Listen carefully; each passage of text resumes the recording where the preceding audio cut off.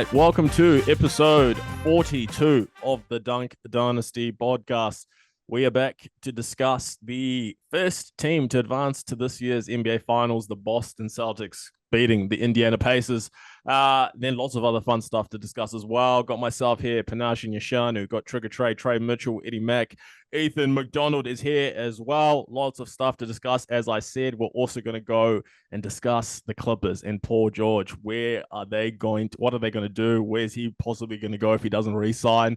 Then also discuss hot trending topic right now, top 5 backcourts. Our standard might be a little bit different. We're probably going to be going for most talented that we've watched. So if you're an 80s or 90s fan, you might not like our list, but that's okay. Then also discuss this Eastern Conference Finals MVP, who deserved it. And yeah, there you go, guys. But kicking off, how are things going with the boys? Trey Mitchell, how is toting it treating you, man? If you call it trading, it's cooling off a bit. We've had a bit of win lately, it's goes straight through you if you sit around long enough. So you just got to be up and about and keep moving. Getting a bit chilly over in the Tron, is it? The rain, man. Rain is kicking on. So that's what you like to see, bro. We had lots of sun, but now need the chill weather, go into the colder months. Don't mind it, actually. Don't mind it. So don't mind it. As I said, don't mind it. How about you, Ethan? How's things in Christchurch? Uh, yeah, the weather is actually sensationally cold. It's not getting warm during the day, and it is quite frustrating actually. Chilled to the bone. You know it's cold when your big toe starts to get like numb. That's when you know it's too cold, and you We don't get have to have a shower at about 5 o'clock to warm up. That's not fun. we don't even get close to being that cold. Like we can still get to a singlet during the Oh day. yeah, that's right. You're freaking yeah. You guys are down to us. You're in the trenches, bro. I was down there for you, so In I the know, I know your feels, trenches. bro. Double sock it, man. That's all you need to do. Double sock it, you're good to go. Bro, I got the big thick tricking socks on, bro, and it's not helping. Doesn't help. Just never harden up, you fucking Jeffer. That is I wouldn't classify myself as a Jaffer anymore. Actually, to be fair, Damn, where were you raised? where were you born? Not where I was born, but where was I raised? South, mate. Where were you Where were you raised? born? Auckland. You're raised in Auckland, mate. Just be quiet. crazy. That's crazy. Um, Game 4, Pacers and Celtics.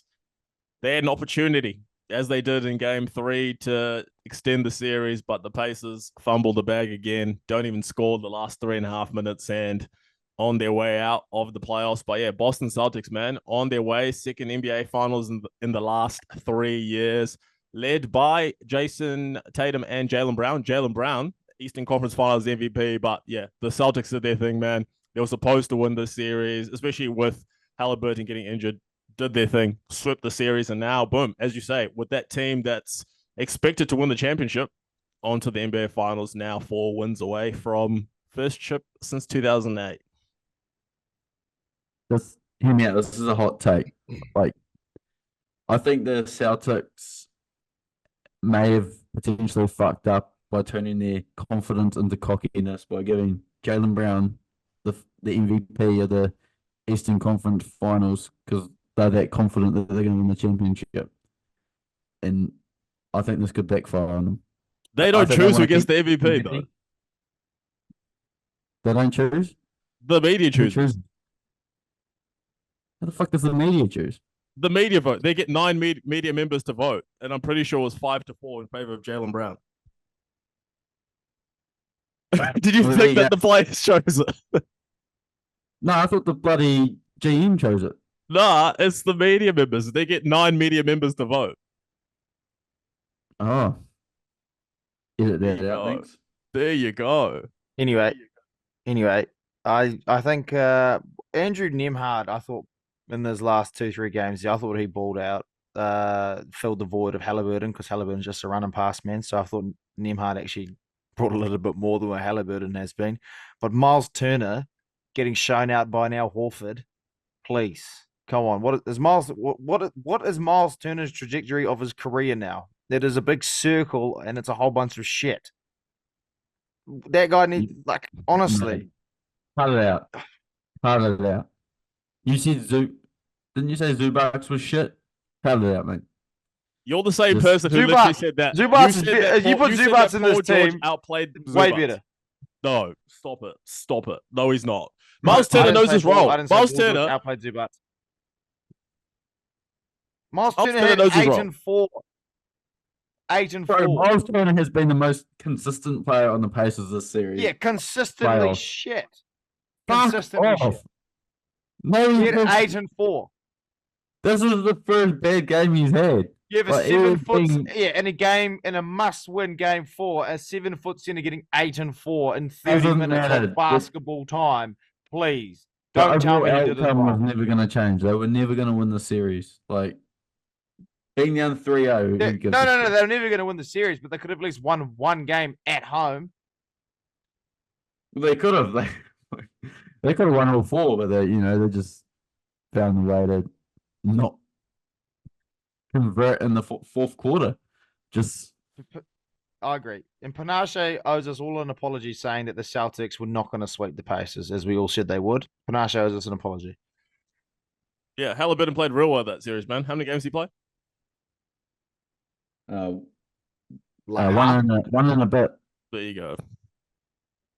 If Halliburton played, they maybe would You have owe got a us an game. apology. Oh, an apology. If Halliburton was playing, they would have got a game. There you go. I'm still waiting for the apology. You will never get an apology from me, bro. Hell no. There's no chance. They would have got a game. But, bro, the Celtics were supposed to win this series anyway, no matter if it was in 4, 5, 6, or 7. Celtics are winning this series no matter what.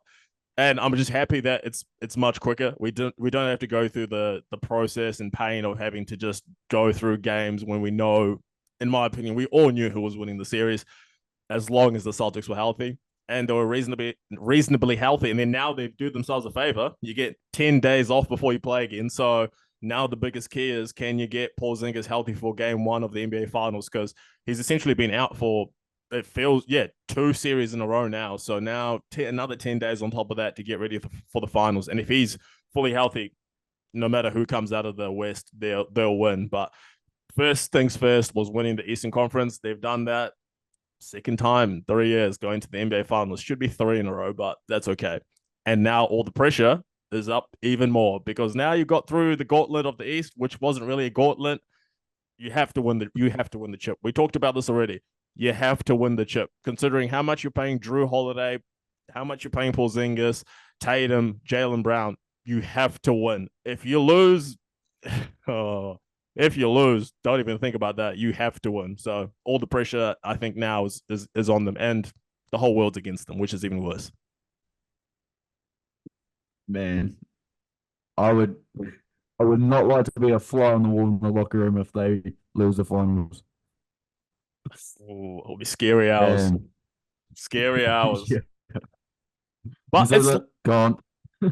It's lots of positive stuff though for if I'm looking at the Pacers, even though they lost, I think it's lots of positives that you can take from that. Like Andrew Nembhard for sure is a massive positive. I think he's shown that next to Tyrese Halliburton, he can be a really good guard, and still he's got years still left on his rookie deal. So I think next year is another 1 year, and then he's got team option in 2026. So you've got him for a couple of years. The big decision will be Siakam, which I think for sure he looks like he enjoyed himself in Indiana. So he's definitely coming back and then probably getting a max. So now you've got him and Halliburton both on maxes. At least you get TJ back, which is good. And then you've got to make a decision on Obi Toppin. Are you going to try and match offers for him because he's restricted free agent? But I think you've got to bring this team back again. But the main thing is get in the gym and do some defensive drills. That's what I want to see. Get in the gym and do some defensive drills. We know you can score, but you need to go out there and play some defense. Well, you're going to be bringing Toppin back if you want to play defense. Capable defender. I actually thought Toppin had a good series. Like he was actually he could use him on offense. He's also all good on defense. He doesn't have a lot of. He didn't have like as much value as some of these other players. But I thought he actually played a pretty good series for like what he is as a player. Doesn't he have the worst defensive rating in the NBA? Toppin's a good bro. He's a good player. Like you're not if Toppin gets an offer, you're not, if it's a reasonable one, you're definitely matching it for sure. Because I think, yeah, he plays his role nicely, but the problem is they need to just try harder on defense, and it has to start in the regular season because we've spoken about it so many times. What the habits that you build in the regular season carry over to the offseason. So he, as a team, not just him, defensively they need to improve because offensively they've shown that they can score, but can you stop the other team from scoring? So you need to go out there. Maybe that means going out there and getting another 3-and-D wing player. Maybe that's what you do, or because I think you're still sort of undersized having Halliburton and Nemhart as your two combo guards, but Naismith, Turner, and Siakam can make up that difference. So yeah, but a good team and lots of potential going forward. And you of course got Rick Carlisle, great head coach. Yep, he is a good head coach. They've also got the rookie that didn't really play much this year, who looks pretty solid. Jarace Walker, whatever his name is. He should be a solid piece if Toppin doesn't come back. He could get some good minutes and hopefully have a good role of the team. And I forgot they got Benny Matherin. He was injured. He's the guy I keep forgetting about. Benedict Matherin was injured. Like Benedict Matherin is coming back next season, so they still got thing, and they've got Benedict Matherin obviously come back. Halliburton was hurt. They probably still would have lost anyway. Let's be honest, if they both had both, but another season under your belt, maybe add, like I said, one other wing player, and if Shepherd, Jarace Walker, and Nemhart continue to improve at a good rate, then next season you can even make bigger noise than you did this season. Yeah, definitely. They're in the right direction. They've got a direction, I'd say now, with Siakam. That their eyes on the prize, and you just got to stick with this team. You got very good young core, relatively. What, Siakam would be oldest player, and he's 30. That's not even that bad. Yeah, that's not that bad. You get at least 3 or 4 years out of that before you start worrying, I guess. Yeah, but the brooms are out. The brooms are out as they were expected to be. The brooms are out by many of you. So there goes the Pacers. But yeah, as we said, lots of upside for that team. But looking at the Celtics,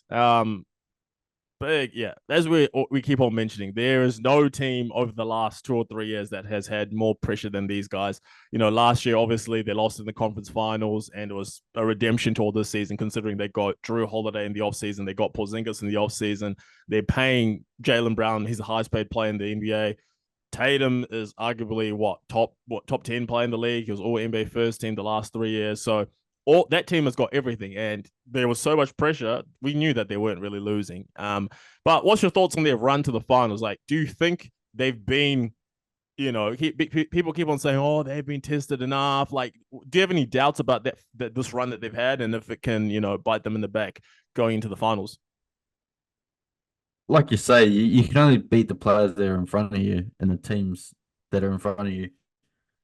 But, like, I sort of compare a little bit to the All Blacks. They play these other teams that aren't very good, like Namibia or whatever, and they cakewalk them. They drop 100 points on them, and they go play like France or something and lose. Like, I feel like this could be the same sort of scenario where they haven't really had to show all their guns and just have a real competitive game. Like, they were competitive against the Pacers. Like, the Pacers were close in a lot of games, but I feel like either the Timberwolves or Mavericks would put up a much bigger fight than what the Pacers did. But that's because they're injured. Yeah, my biggest problem with the Celtics is always they just play to the level of the opponents every single time. They play to the level of the opponent. And that's the problem. It's sometimes, along with the other problem, which I've stated since the very first episode, the biggest problem I have with them is that they shoot too many threes. They don't attack the basket enough. But other than that, they play to the level of the opponents too much. But in the same breath, they can only play who's in front of them, and that doesn't take away from the problem. But they beat who was in front of them. Did they make it a lot harder than it needed to be? Yes. But did they still beat them? Yes. Now going into the series against whoever it may be, definitely going to be the Mavericks, let's be honest. As I said, I still take the Celtics any day against any team in the NBA in a 7-game series. I think the Big game. matchup with the Timberwolves is actually the matchup that they'd be most scared of. I think for the Celtics, like matching up wise, I think they'll struggle against the Timberwolves, especially because the Timberwolves can play pretty good defense. Whereas the Dallas, I think, is a matchup they're probably more looking forward to. They're taller, bigger. I reckon they'll smoke the Mavericks, but the Timberwolves would be a tougher series. You'd But look also at the same forward to playing Kyrie time, I think and that anyone from the West is going to win. So, yeah. What? You just literally said that they've smoked the Timberwolves. You said anyone from the I know. West is going to I win. know what I said. I know what I said, but I just feel like I don't know. The West, it's such a like the Mavericks. The Mavericks make the finals. They've had to play like three of the toughest teams to get there. They're gonna they're well into it to win it. And then if the Timberwolves make it, they're young, full of talent. And then the Celtics are going to just cruise their way. And Celtics, like on paper and like looking at it, have the most talent, the most ability to win it, but I just don't think they will because they haven't been through the tough ones to get there. I feel like the same. They haven't had the tough games where like, oh shit, they feel like they can actually lose. Because What do you mean? They were down by 18 in the last game. I mean, like lose a series, whereas like every other team in the West, apart from the T-Wolves in the first round, felt like they could lose the series. Like could have went either way. And But the I don't know. Pelicans Like, I just think that's just being bit. Like, that's the thing. You see Denver last season. People were saying the exact same thing about Denver last season. Oh, they got an easy run. Like, look at them. They had to play the T-Wolves. Like, the T-Wolves went like the 8th seed. They had to come through the play, and they weren't that good of a team. They were too young. Then who was in the second round that they beat? The Suns. And it was like, oh, well, the Suns weren't there. Yada. People just keep making excuse after excuse. And they go, the Lakers. Oh, the Lakers made mid-season trades. They weren't as good as a team. Like, they'll beat them next year. Like, when people just want to make excuses for each team. Like, bro, they still won the series, Yeah, I get what you're saying, but I feel like the East this year was significantly weaker than what the Nuggets had last year. Yeah, that's a true point, but I don't know. If you put the Celtics in the same position as the Mavericks, I still think that they still make the finals. I don't think there's any team in the West. I don't think, well, for me, there's no team in the NBA that can beat the Celtics, for me at least, as I'm looking at that. So even if you put them in the West, I'm like, they're still probably beating everyone. Are they beating everyone in 4 or 5 games? Maybe not. But let's not act like the Mavericks also didn't get a little bit of cakewalk. First round, Kawhi Leonard gets hurt. If Kawhi Leonard doesn't get hurt, we saw what happened the last 2 times they played Kawhi Leonard in the playoffs in the Clippers when he's healthy. They lost both times, So it's a thing where it feels like people are talking so much about the Celtics getting easy, pickings or things, and then people just ignore the fact that Dallas literally went up against a team that they've lost to twice already when the main star was not healthy, and they beat them. If the main star was healthy, yeah, we might not be even seeing them. Dallas team's completely different. Luka and Dwight Powell are the only same players from that 2022 conference finals run. Yeah, but with an unhealthy Kawhi, with no Kawhi, they had to go 6 games against that Clippers team. So it's, if Kawhi's healthy, then you're talking, okay, even Stevens. Brother, this easily could have been a 7-game series, and the Clippers maybe could have won that game 7. We are just speaking of hypotheticals right now. But that's the same thing. If Donovan Mitchell was healthy, are we going 6 or 7 games? If Tyrese Halliburton is healthy, are we going 6 or 7 games? If in the first round, what's his name was healthy? What was it? Oh my god, the team has slipped my head. No. The team that the Celtics played in the first round. The Celtics played Jimmy Butler. Yeah, if Jimmy Butler and Terry Rozier were healthy, could have been a different story. So it's like, people just want to talk about the Celtics, but they don't want to talk about everyone else's things. Like the Knicks, you beat Joel Embiid on one leg. It feels like people only talk about it when it's the Celtics because maybe it's the hate for Tatum, maybe it's the hate for the Celtics, but everyone else gets oh, good job, you beat them. But the Celtics get no, you guys got a cakewalk, I think it's just been a lot more like obvious, if you know what I mean. Like they have literally lost. They haven't played the team with their best player for a whole series, if you know what I mean. Yeah. And then the same thing, Warriors 2022. Every single team had an unhealthy main star or main player. So it's a story of you beat who's in front of you. So the finals will be the big telling story to see whether or not the quote unquote easy road is gonna help them or hamper them. Because you need to be battle tested, but I think there also comes a point in time where you're not getting battle tested because you're simply just better than everyone. So could be the case. Yeah. Could be the case. But looking at the Eastern Conference Finals MVP, this is the third time it's been awarded. And yesterday we discussed, could Jaylen Brown steal it away from Jayson Tatum? And he just so happened to steal it away. Jaylen Brown, I think it's the Bob Cousy Eastern Conference Finals MVP goes to Jaylen Brown. He looked shocked. I think he even said himself, he's like, I'm surprised, man. I never win shit. So I'm happy to win that. So Jaylen Brown wins that, probably over Jayson Tatum, who I think everyone thought was going to be winning it. Yeah. Well, it's good to see a little switch up. It's Jaylen Brown is, I'd say, the best player every second game. Well, maybe not every second game, but 40% of the time, I feel like he's the best player on the team. Just, he's that good. And I'm not taking away from Jayson Tatum. He's a great player too. But they both had good series. Jayson Tatum's played a bit better over the last couple of games, I feel like. But Jaylen Brown's been solid. So that's my input. It's also called the Larry Bird Trophy. So we'll just correct that. Oh, it should be called the LeBron Trophy because he should have it 10 times. Exactly. Should be LeBron. I agree. Anyway, I think, I personally think Jaylen Brown deserved it over Tatum. I think Jaylen Brown had a better series than Tatum did. I think as Tatum's, all of the criticism that goes towards him and the way that he is as a player, then I think he should be the number one on the team every single night and he should take control. But I think Jaylen Brown in the series was the number one most of the nights, and Tatum just filled the void on the other nights. So I don't know. It could have gone either way. I wouldn't be disappointed if Brown won it or Tatum won it. So yeah, that's just how I feel.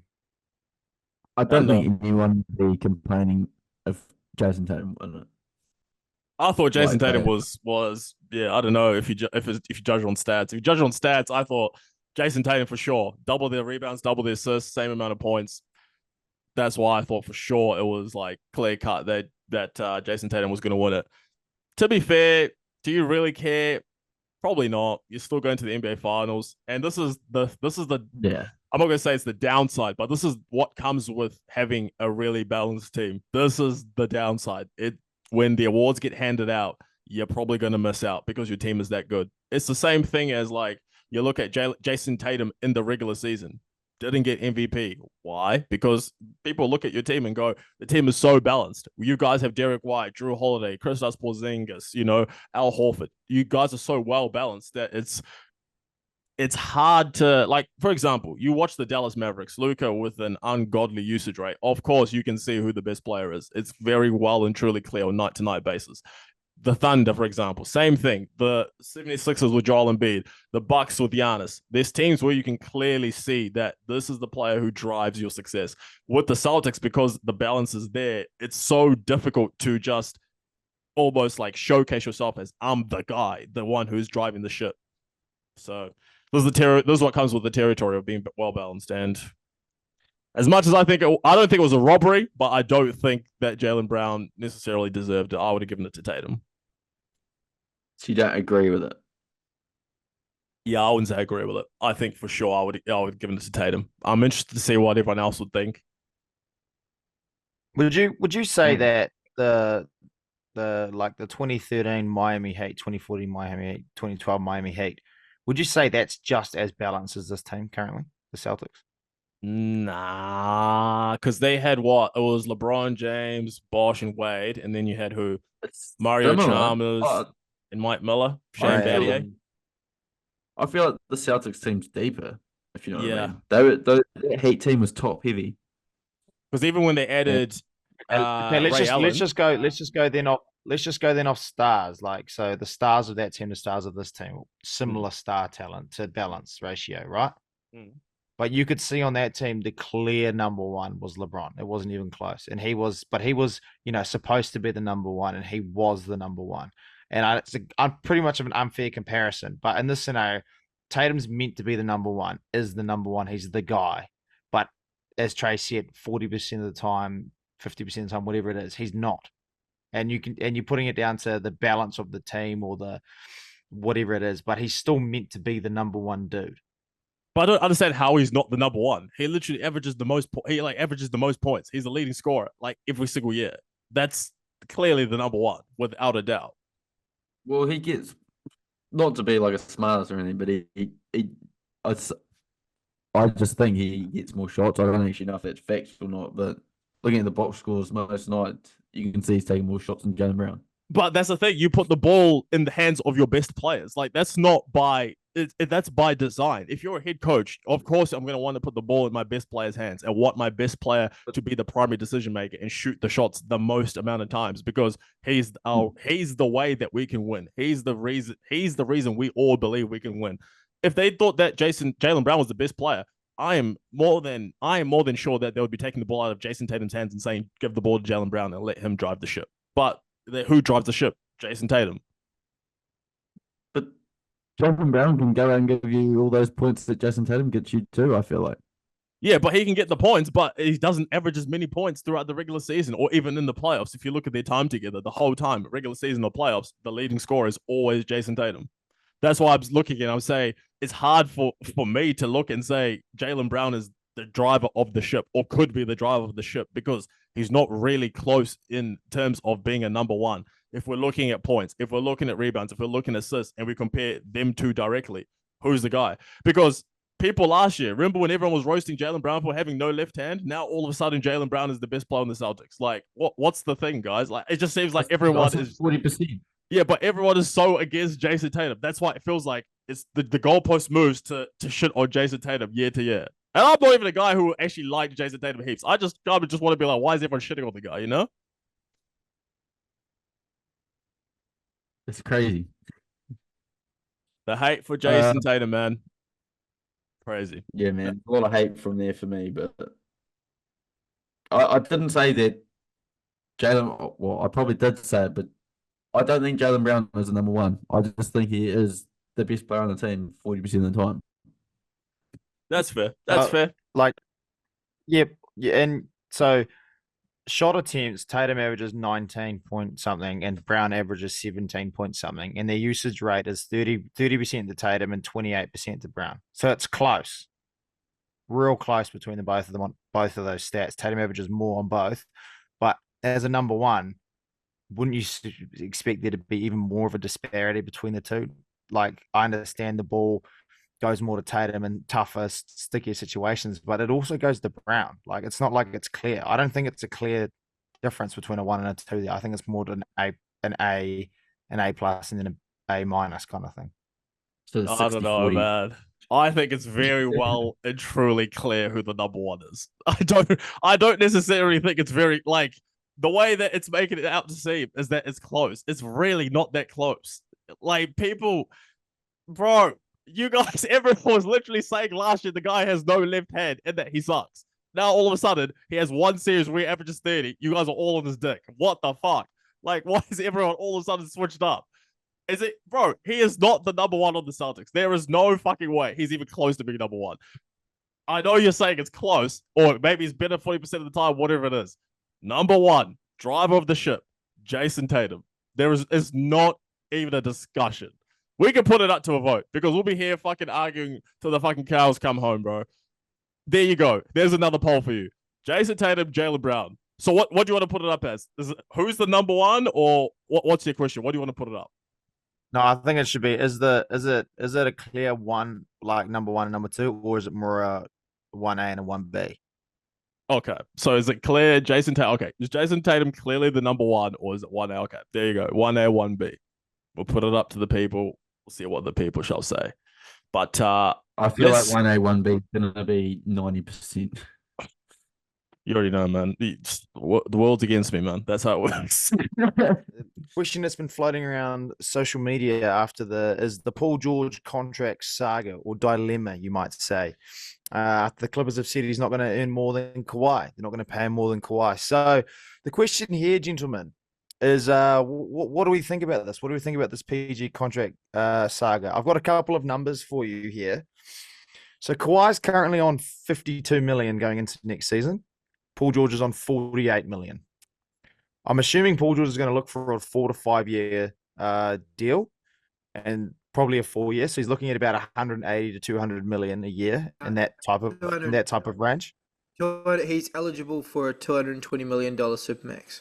Yeah, so he's not going to get that. So yeah, and then they've also got to re-sign Harden, which I think the Clippers are looking to do. The Clippers currently have 169 million in payroll that they've got to pay out. The tax threshold is 171. So if Paul George goes to free agency, then that takes us down to 120 odd, and that means that James Harden will sign in there somewhere on that type of contract. So it depends on what type of tax threshold we're going with. I don't think it'll matter. We've got PJ Tucker and those boys on 11 million, which is a lot. So the kind of question there is, what type of contract do you think he's going to sign? Do you think the Clippers will re-sign him? What do you think? Paul George is going to Philadelphia. That's where he's going. Yeah. There is no way on God's green earth that Paul George is staying in Los Angeles. No chance. Purely why? Why would you stay there?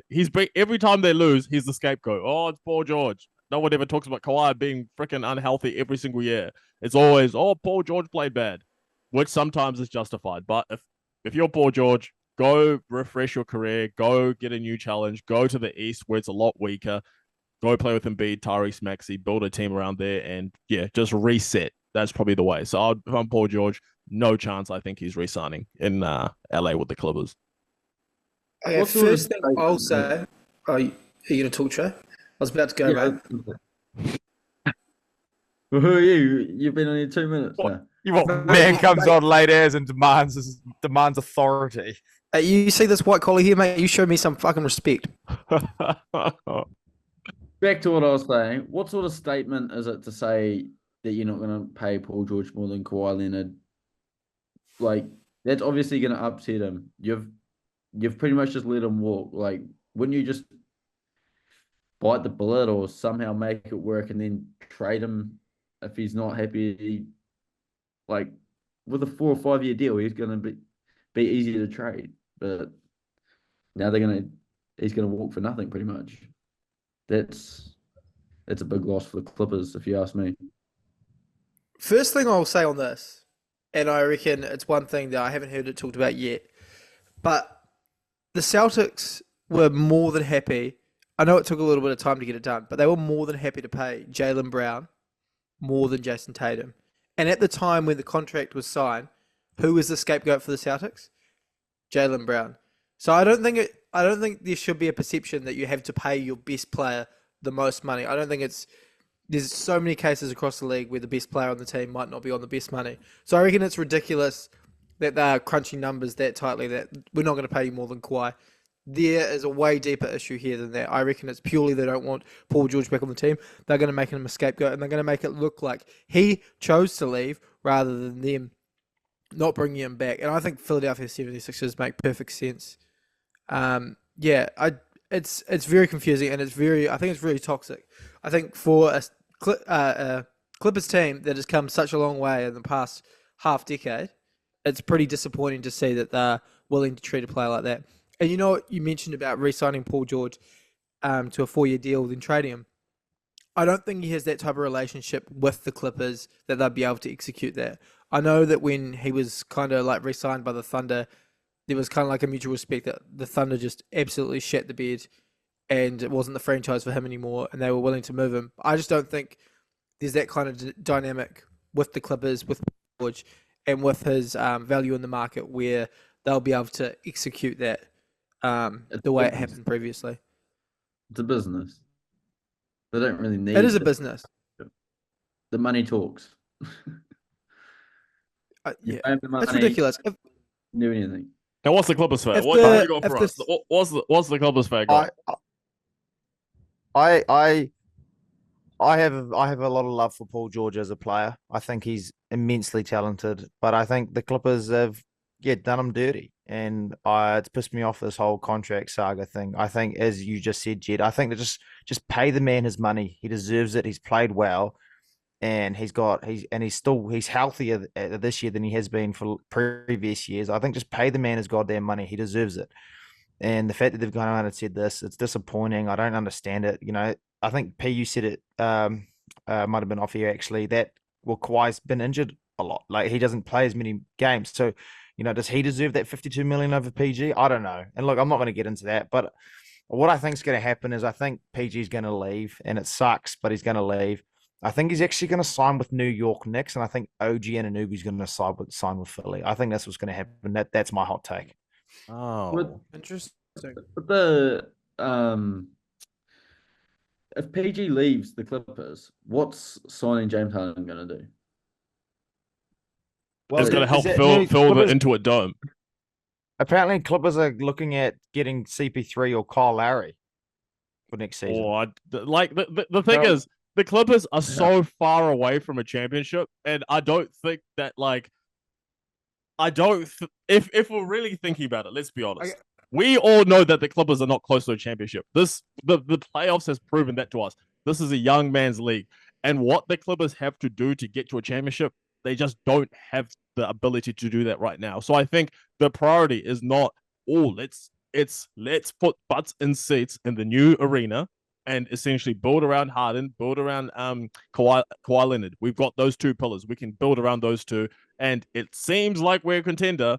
In the regular season, they'll be really good, but we know in the playoffs that team is not doing shit. That's without a doubt. No doubts about it. They're not doing anything in the playoffs, but they will fill arenas. No chance they win a chip. I completely disagree with you there, saying that they're like ages away from a championship. If you look 12 months ago, the teams that are in the conference finals right now, the 4 teams that are in the conference finals, you would have said they are ages away from being contenders. The Mavericks, they tanked their way out of a play-in spot last year, and then look at them, they've come out this year and they're 1 game away from being in the finals. I think there is a world where the Clippers make slight adjustments. They're a little bit more consistent, they're a little bit more healthy, and they could run it back to a championship level team. I don't think they would. I don't back them to do it. But saying that they're like way too far away is a bit ridiculous. They're really not that. I'm being serious. They're not that close. The Clippers have who? Kawhi Leonard. Disagree with you. Kawhi Leonard never played. Look, like I'm saying, as a Clippers supporter, as a Clippers fan and a Clippers supporter, this year was our year to do it. And next year with Paul George leaving, James Harden, older, and Westbrook's not it anymore. Kawhi's injured all the time. The Clippers need young talent. The best case scenario for the Clippers at this moment in time, with the disconnect with Paul George, is to somehow work out a way to get him to sign and trade. That's the best possible thing that we can do with that Paul George, rather than just letting him go for free.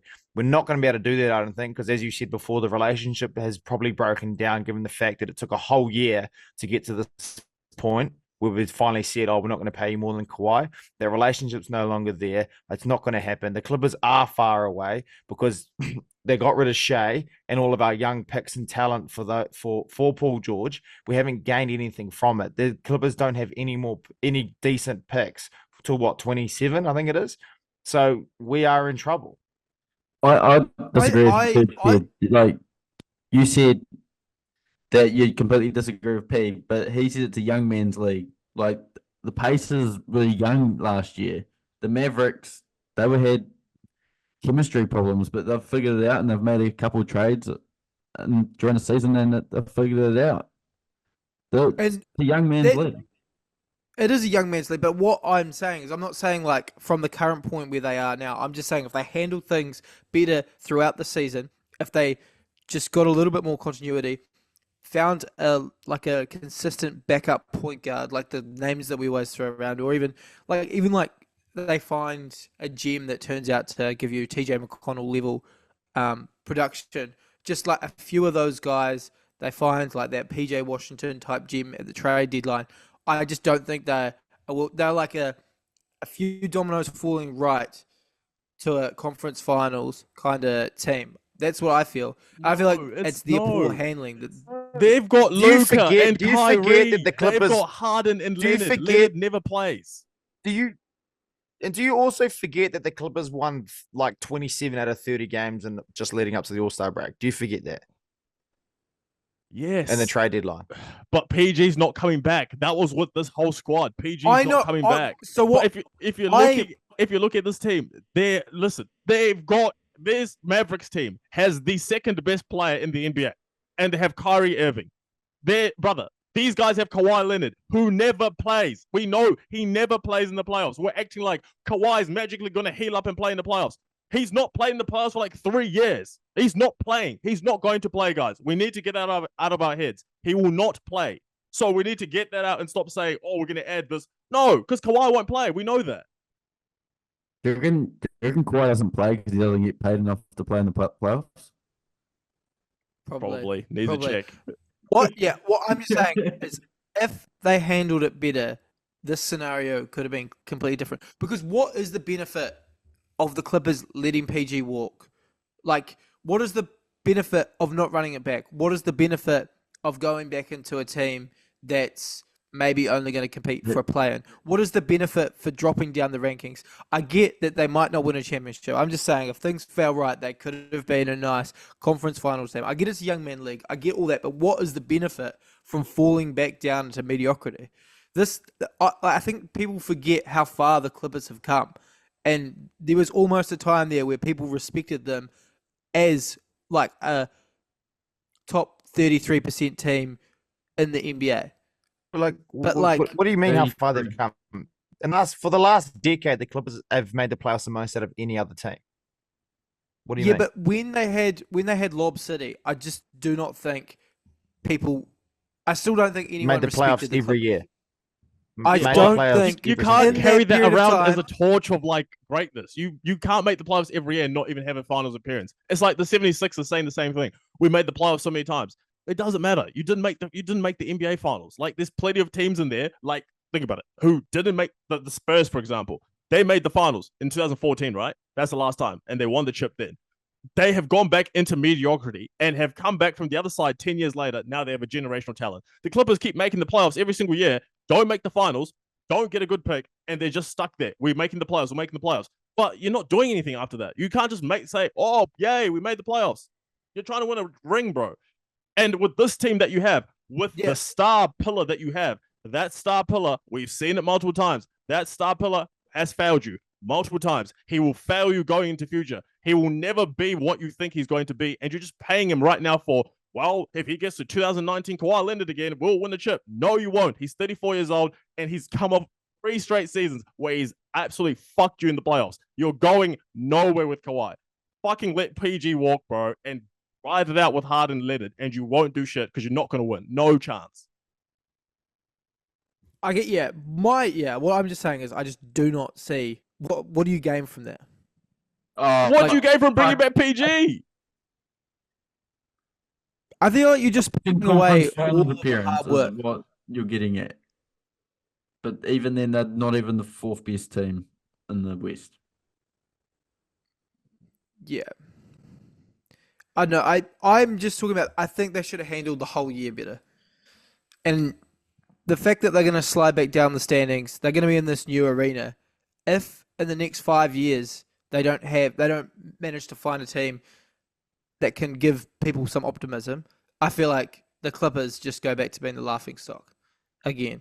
They're going to be falling back into a decade-long slog of being bloody the Lakers, pissing blanket or some other shit fucking cousin. The sooner you hit the reset button, the better, I think. Not always, I don't think. What do you mean? What are you talking about, Jed? You can't just it's different. You can't just keep running it back with the same way. What is the definition of stupidity? Doing the same thing over and over and expecting a different result. They're doing that, and so getting rid of Paul George, seeing how the year goes. They could even potentially trade Kawhi or Harden during the season and just try to get some picks and then try rebuild. There's like okay, cool, we've got a new arena. Cool. Steve Ballmer's not an idiot. If it's not working, he's going to change things up. I just don't think it's not an opportune time to do this kind of thing. It's different for different franchises. Like the Kings, it's what they're doing isn't really working. You'd be crazy for them to go, let's rebuild again.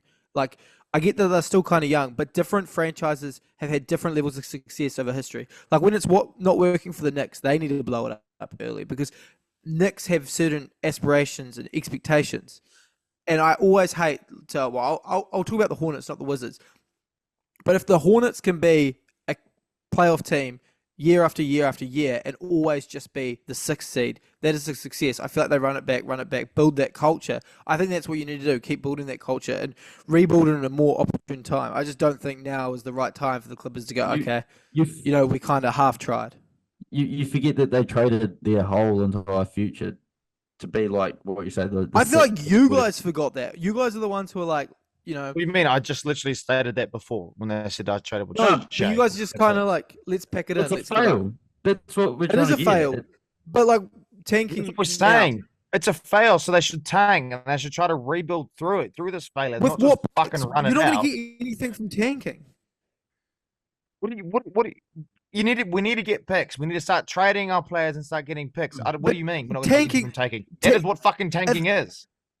No, if you tank and you don't have your pick, you do not get anything from We're going to tanking. trade, brother. What do you mean? That's the whole idea. You're going to trade what for your trade pick? away. You got to trade for your pick. And as I said before, the best option, the best thing we can hope for is to get Paul George and trade Paul George as a sign and trade. That is the best thing we can get. It's not going to happen. You're not going to be able to. So the next thing, as I said, it's not going to happen. So the next thing we can do is get Harden or Kawhi. And if it's not performing, nothing's working, starts trading those players. Teams are going to pick them up. What are you talking about?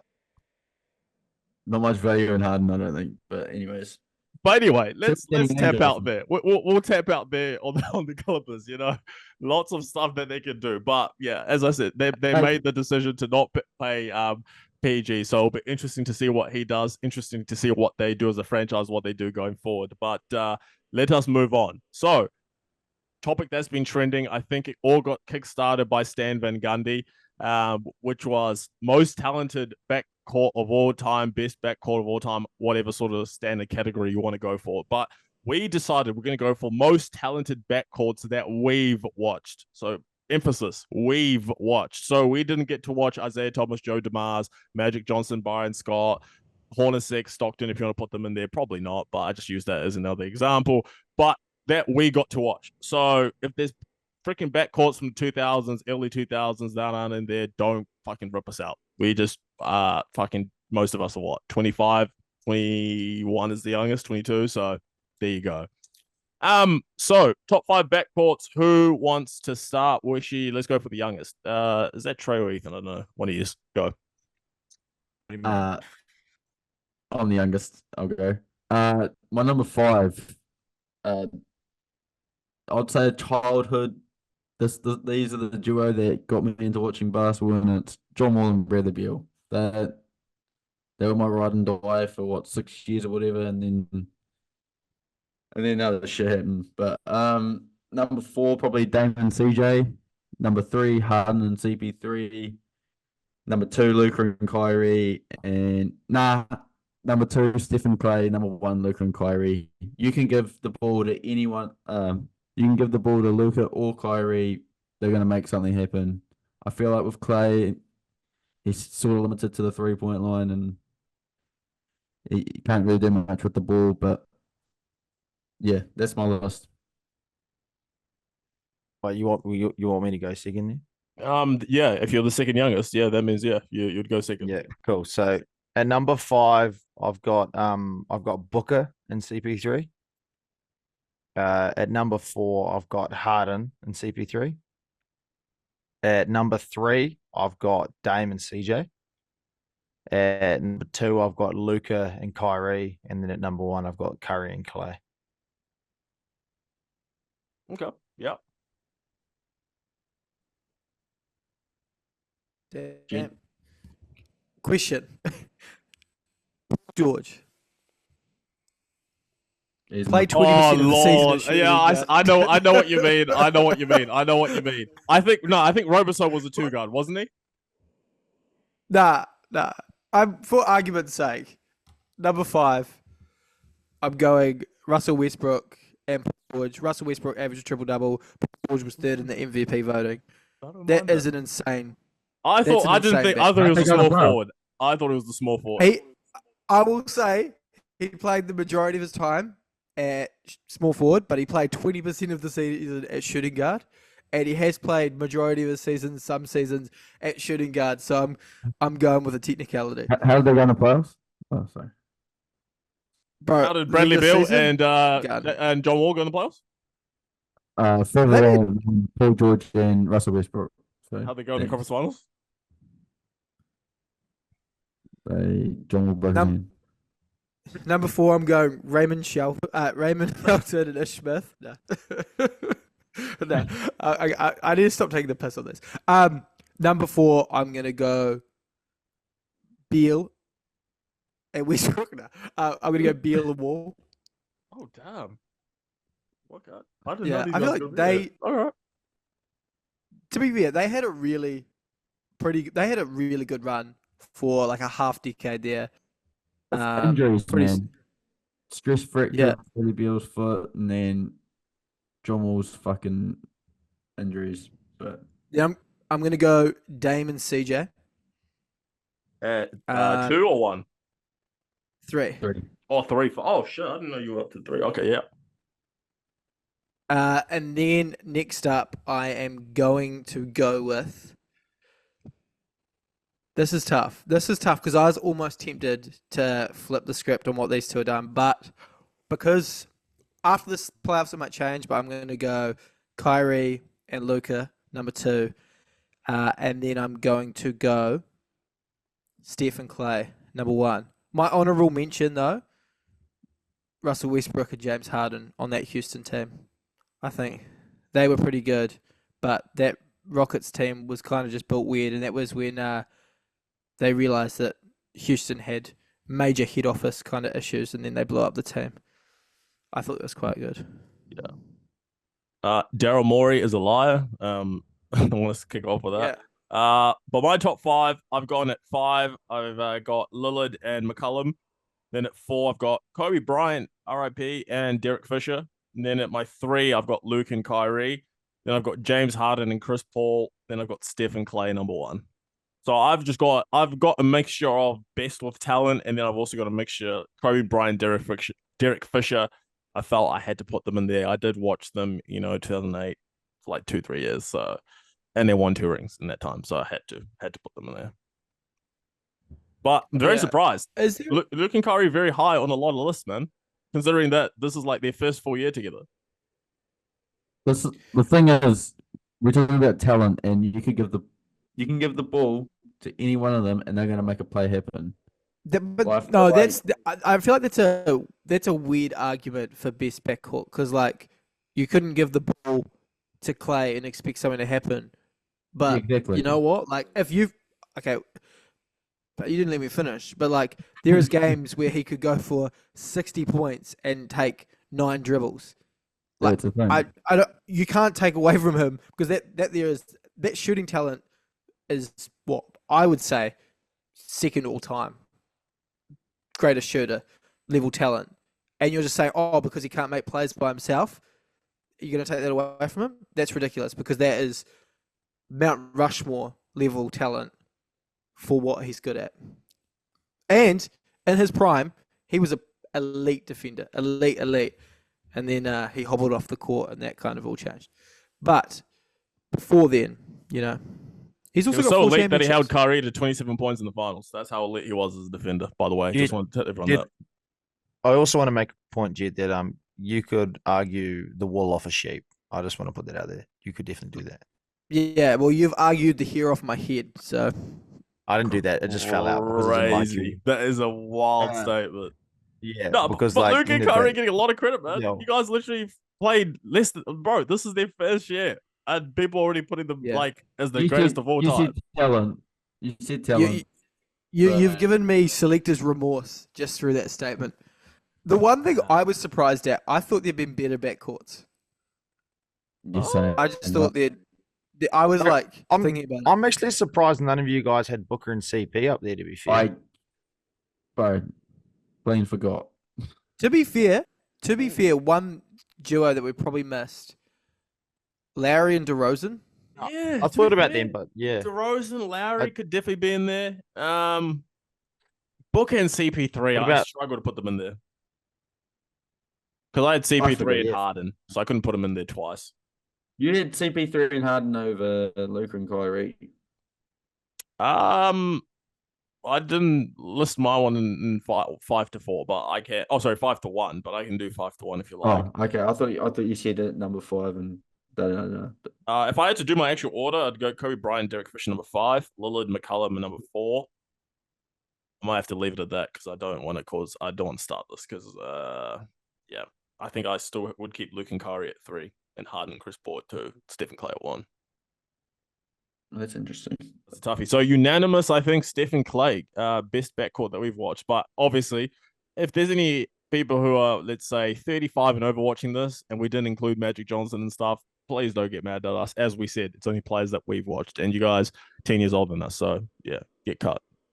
You'll die sooner than us as well. That's unlucky. But but there you go, guys. That is the top 5 backcourts in the league, and that is all the topics for today, guys. One more now to go. It's not really a topic. It's the predictions. Game 4 of the Western Conference Finals. It is Timberwolves. It is Mavericks. We are in Dallas. Kyrie Irving undefeated in closeout games. Teams that are 0-3 in series, 0-154. So tomorrow, do we get the sweep? Mavericks and Timberwolves. Is there a sweep? I'll start with you, Ethan. Oh, I hope not. I want to see more games of this series. I've enjoyed it, so I want to see more. But yeah, I don't know. Hopefully the Timberwolves are listening to the podcast yesterday, and Nasri gets the start of a really good beer. He doesn't need to start. He just needs to start the 4. Otherwise, I see the Mavericks taking it out in 4. Some big turnarounds need to happen, and unless they happen, Mavs in 4. Fortune favors the brave. Tomorrow, Mika Nori and Chris Finch are going to be brave. Gobert doesn't play the 4th quarter. We're going back to Target Center for Game 5. So he believes in adjustments, all right. Yeah, I reckon it's one more game. The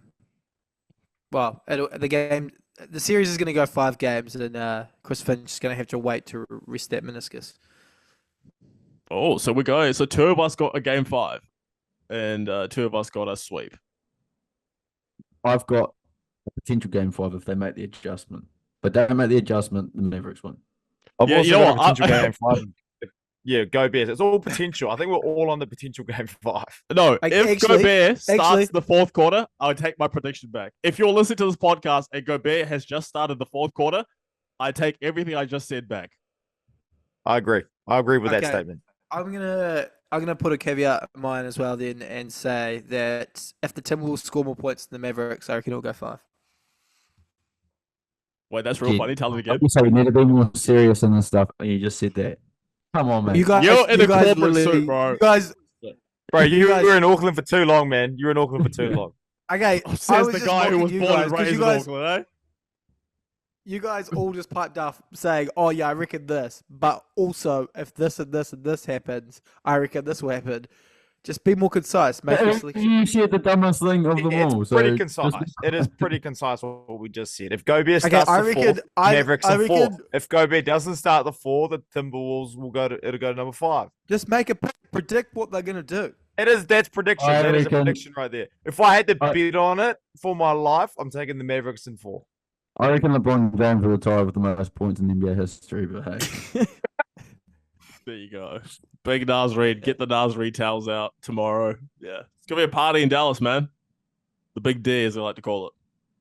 There you go. Any props? Any props? Give me Anthony Edwards to break the record for most shots ever taken in a closeout game in NBA history. That's the prop. This is my prop. Anthony Edwards, 33 plus shots. That's my prop. My prop is Anthony Towns 10 bad shots. How are you going to justify that? Any shot he takes is a bad shot. Yeah. Yeah. If I say 10 plus missed shot attempts, then that counts. Yeah. Okay, there we go. But with that being said, that is episode 42 of the Dunk Dynasty podcast, all wrapped up. Again, thank you to everyone who has been listening. Record listens the other day, so really appreciate that. Really appreciate all you guys sharing the podcast with your colleagues, your family, your friends. Keep growing the podcast, keep shouting us out, and keep following us, keep sharing us on Instagram too. We're going well. Facebook, we're going well. TikTok, we're going well. And another fan love is coming. Now that we've got all these new followers, we're going to do another fan love. We did our first fan love like 2 weeks ago. We weren't even that big, and we got heaps of questions. So this next one might end up going across 2 episodes. So it should be sick. So again, thanks heaps for the support, everyone. We shall catch you on the next one, episode 43. Go Wolves. That's the music.